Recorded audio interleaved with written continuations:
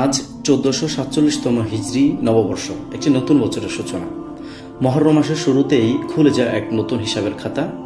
আসুন একজন সচেতন মুসলিম হিসেবে কোরআন ও হাদিসের আলোকে আমরা জেনে নেই ইসলামে হিজরি বছরের তাৎপর্য কী এবং এদিন আমাদের জন্য কী বার্তা বয়ে আনে। হিজরত বলতে বোঝানো হয় আল্লাহর সন্তুষ্টির জন্য এক জায়গা থেকে অন্য জায়গায় স্থানান্তর হওয়া। প্রিয় নবী হজরত মুহাম্মদ মুস্তাফা সাল্লাল্লাহু আলাইহি ওয়াসাল্লাম 13 বছর ধরে মক্কায় দাওয়াত দিলেন।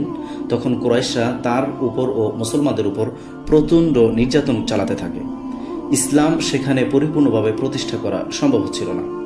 তখন আল্লাহর নির্দেশে নবীজি সাল্লাল্লাহু আলাইহি ওয়াসাল্লাম মক্কা থেকে মদিনায় হিজরত করেন। এই হিজরতের মাধ্যমে মুসলমানদের জন্য এক নতুন অধ্যায় সূচনা হয়। মদিনায় ইসলামিক রাষ্ট্র প্রতিষ্ঠা হয়। সালাত, জাকাত, জিহাদ সহ শরীয়তের অনেক হুকুম তখন থেকে বাস্তব রূপ পায়।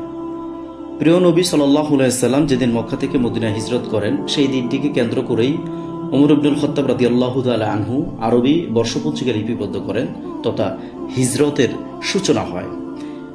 প্রিয় নবী সাল্লাল্লাহু আলাইহি ওয়াসাল্লামের এই হিজরত থেকে আমরা দুইটি বিষয় শিখতে পারলাম।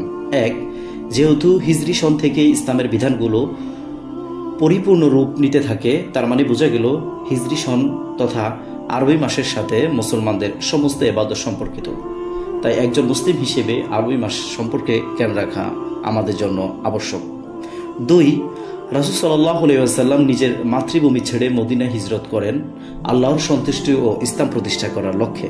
তার মানে বোঝা গেল ইসলাম পালন করা বা প্রতিষ্ঠা করার ক্ষেত্রে কারোর সাথে আপোষ নয়, বরং যেইভাবে বা যেই পন্থায় ইসলামকে নিজের মধ্যে ধারণ করা যায় অথবা সমাজে প্রতিষ্ঠা করা যায়, সেই পন্থাই আমাদেরকে অবলম্বন করতে হবে।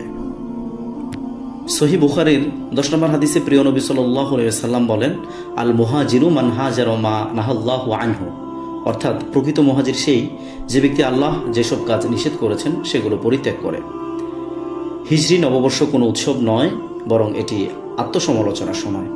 তাই আসুন এই নতুন বছর শুরু করি আল্লাহর সন্তুষ্টির জন্য এবং নতুন লক্ষ্য নিয়ে। প্রিয় বন্ধুরা, একজন মুসলিম হিসেবে যদি ভিডিওটি উপকারী মনে হয় তাহলে লাইক দিন, শেয়ার করুন এবং অবশ্যই আমাদের এই ছোট চ্যানেলটিকে সাবস্ক্রাইব করতে ভুলবেন না।